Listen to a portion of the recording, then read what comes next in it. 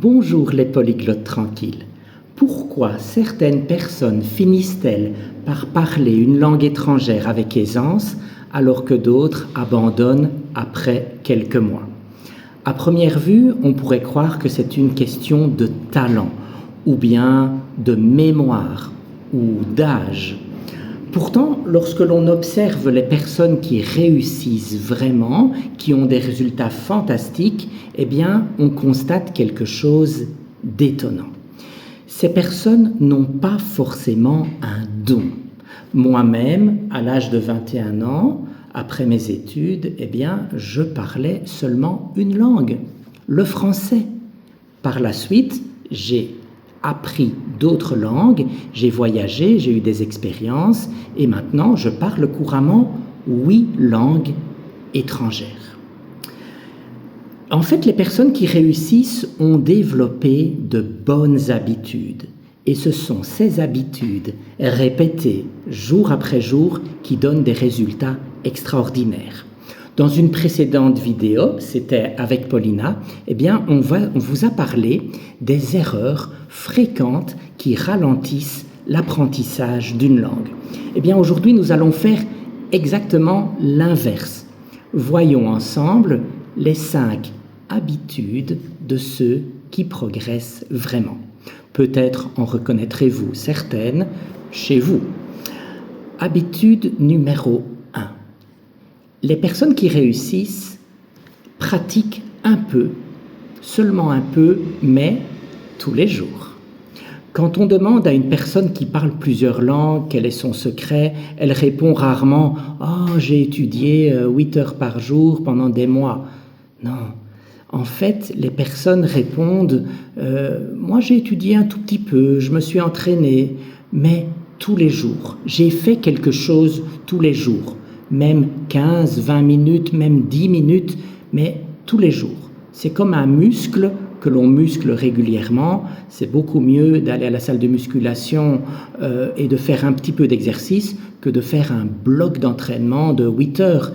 Après, on va se fatiguer, on va abandonner, comme on l'a vu dans une vidéo précédente. Le cerveau, en fait, il adore la régularité, il adore la constance. Imaginez que vous vouliez jouer du piano. Bien, vous n'allez pas spécialement vous entraîner pendant tout un week-end et puis ne plus rien faire pendant des semaines. Non, c'est beaucoup mieux de jouer ne fût-ce que 15 minutes par jour, le soir par exemple, après le travail. C'est beaucoup mieux la constance, la régularité. C'est ça qui au final va donner des résultats extraordinaires. D'accord? Donc, soyez réguliers. Lisez une page ou deux par jour, regardez une petite vidéo, faites quelque chose. Voilà, justement, les personnes qui réussissent ont une bonne habitude, c'est l'habitude numéro 2, c'est d'utiliser la langue dans leur vie quotidienne. Une langue, en fait, c'est pas un objet que l'on sort d'un tiroir une fois par semaine. Non, elle devient vivante lorsqu'elle fait partie de notre quotidien. Les apprenants qui progressent trouvent sans cesse de petites occasions d'utiliser la langue. Ils écoutent un podcast en préparant le repas, ils regardent une vidéo pendant le petit déjeuner, ils suivent des créateurs de contenu étrangers, ils lisent quelques pages avant de s'endormir, ils changent la langue de leur téléphone, ça c'est très important. Dans quelle langue est votre téléphone?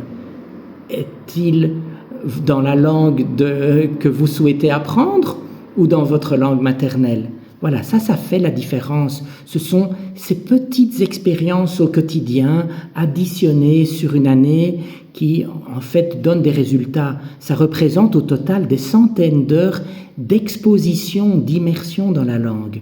Et c'est cette immersion douce qui transforme progressivement une langue étrangère en quelque chose de familier. Une langue ne devrait pas être une matière scolaire, elle devrait devenir une compagne de votre quotidien. L'habitude numéro 3. Les personnes qui réussissent acceptent de faire des erreurs. C'est pas évident, surtout pour les perfectionnistes.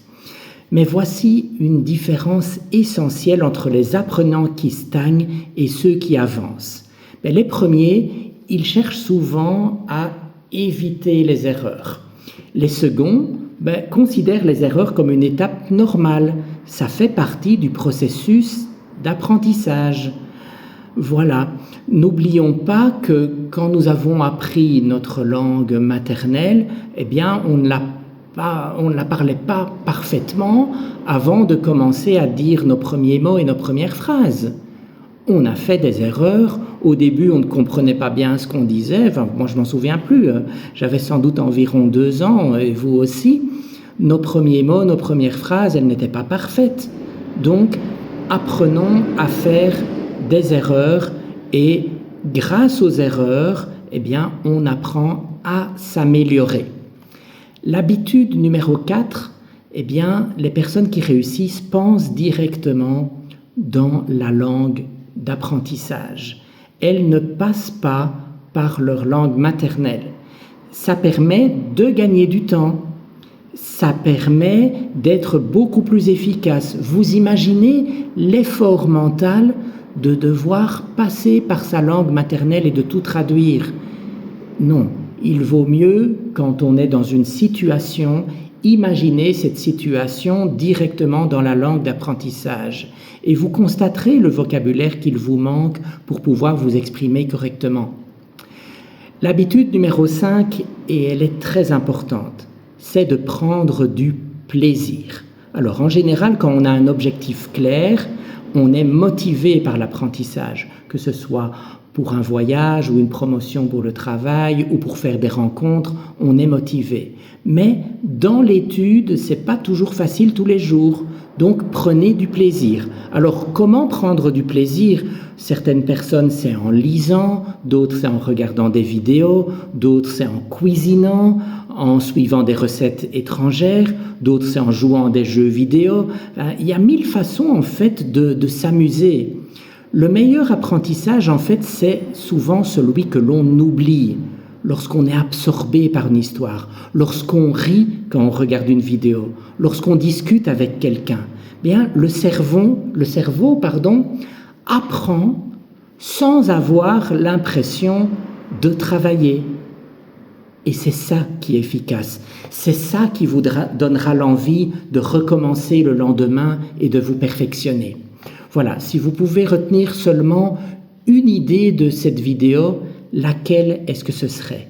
Quelle est la bonne habitude qui vous parle le plus?